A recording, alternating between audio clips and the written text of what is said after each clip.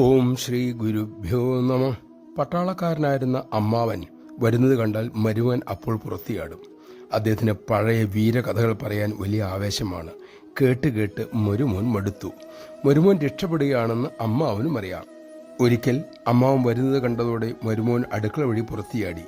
ആ നീക്കം കണ്ട് അമ്മാവൻ അടുക്കള വശത്തെത്തി മരുമോനെ പിടിച്ച് പൊള്ളുന്ന വെയിലിൽ നിർത്തി തൻ്റെ വീരകഥകൾ വിവരിക്കാൻ തുടങ്ങി. കേൾക്കുകയല്ലാതെ വേറെ വഴിയുണ്ടായിരുന്നില്ല.